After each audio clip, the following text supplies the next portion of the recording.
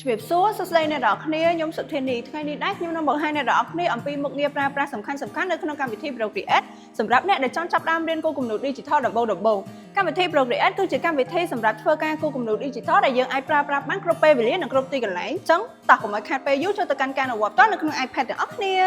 ជាដំបូងដើម្បីបង្កើត artwork យើងត្រូវចូលទៅកាន់កម្មវិធី Procreate ដើម្បីធ្វើការបង្កើត artwork អញ្ចឹងបន្ទាប់មកទៀតយើងអាចមើលទៅលើចំណុចកន្លែងនេះយើងអាចជ្រើសរើសយកសញ្ញាបូកហ្នឹង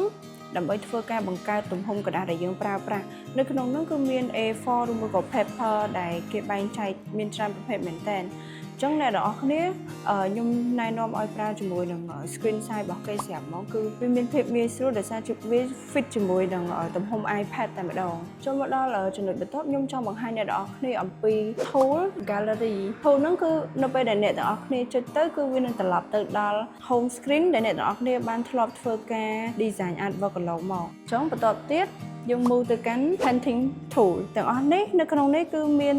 មុខជក់ជាច្រើនប្រភេទដែលអ្នកទាំងអស់គ្នាអាចធ្វើការជ្រើសរើសប្រើប្រាស់បានទៅតាមប្រភេទ artwork ដែលអ្នកទាំងអស់គ្នាប្រើប្រាស់ឬក៏ចង់បានអញ្ចឹងឥឡូវនេះខ្ញុំធ្វើការប្រើប្រាស់ជាមួយនឹង tool នេះដើម្បីធ្វើការឧទាហរណ៍ឲ្យអ្នកទាំងអស់គ្នាបានមើល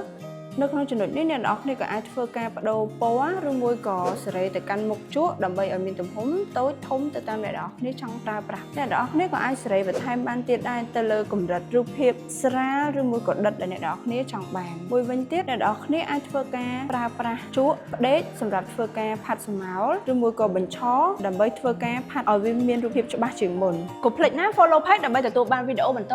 ជួបគ្នានៅវីដេអូ part 2 bye bye